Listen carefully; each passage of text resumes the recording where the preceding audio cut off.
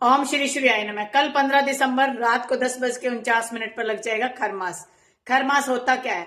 खरमास वह समय होता है जब सूर्य देव बृहस्पति देव की राशि में प्रवेश कर जाते हैं, यानी कि धनु और मीन राशि में प्रवेश कर जाते हैं। 15 दिसंबर को रात को 10:49 पर सूर्य देव धनु राशि में प्रवेश कर जाएंगे और जब वो धनु राशि में प्रवेश करेंगे तो वो गुरु देव बृहस्पति की राशि है, तो उस समय क्या है, सूर्य देव की जो शक्ति है वो कम हो जाती है, उनकी चलने की जो रफ्तार है वो धीमी पड़ जाती है। ऐसा माना जाता है कि जब बृहस्पति देव की राशि में सूर्य देव प्रवेश कर जाते हैं तो वो गुरु भक्ति में लीन हो जाते हैं। जब वो गुरु भक्ति में लीन होंगे, अपने गुरु को प्रसन्न करने में लगे होंगे, तो उनकी जो गति है वो भी धीमी पड़ जाती है। इसलिए खर मास का जो एक महीना है 15 दिसंबर से शुरू होकर 14 जनवरी तक, जब सूर्य देव मकर राशि में प्रवेश करेंगे, तब तक का ये जो समय होता है, इस समय कोई शुभ काम नहीं किए जाते। इस समय विवाह संस्कार नहीं होते, कोई एंगेजमेंट नहीं होती, कोई मुंडन संस्कार नहीं होता, कोई नामकरण संस्कार नहीं होता, कोई भी शुभ कार्य नहीं होता है। इस समय में दान पुण्य का बड़ा ही महत्व है।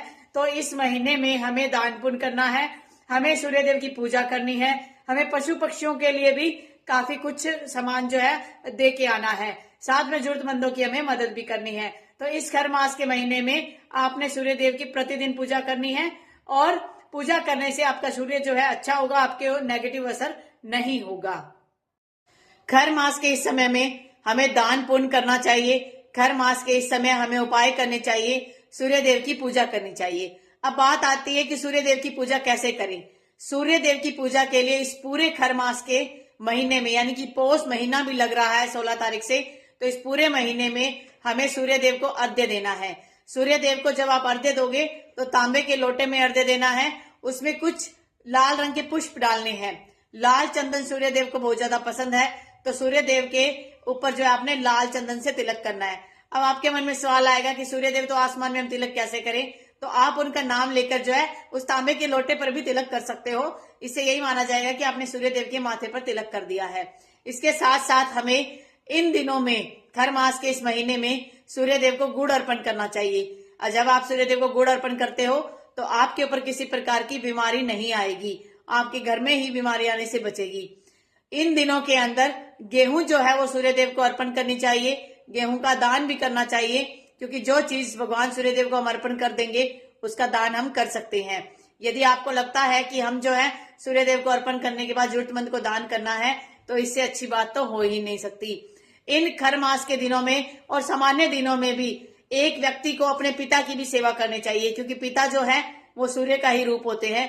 तो अपने पिता की सेवा कीजिए, उनके चरण दबाइए, इससे भी सूर्य देव खुश होंगे।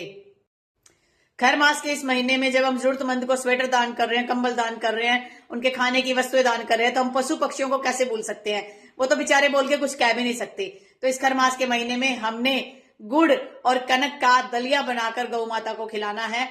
और अगर आप ये नहीं कर सकते तो किसी भी गौशाला में जाइए, वहां सवा मनी का प्रसाद बनता है, और उसकी पर्ची कटवाइए और आप वहां पर जो है गौ माता को भोग लगवाइए। इसके साथ साथ पक्षियों को आपने दाने डालने हैं, आप सतनाजा डालिए, आप किसी प्रकार का जो दाना डालते आ रहे हैं वो दाना डालिए, लेकिन पशु पक्षियों की सेवा हमें इस खर मास के महीने में जरूर करनी है। पशु पक्षियों के लिए आप रहने के लिए व्यवस्था कर सकते हैं, जैसे गली में कुत्ता है तो उसके रहने के लिए आप कोई भी व्यवस्था बना दीजिए, कोई भी वहां पर आप कंबल उसे दे दीजिए, कोई कंबल आपके पास होगा, तो इस हिसाब से वो सर्दी से बचे रहेंगे। और जब वो सर्दी से बचे रहेंगे, आप अपने अच्छे कर्म करेंगे, तो आपका बुरा कैसे हो सकता है।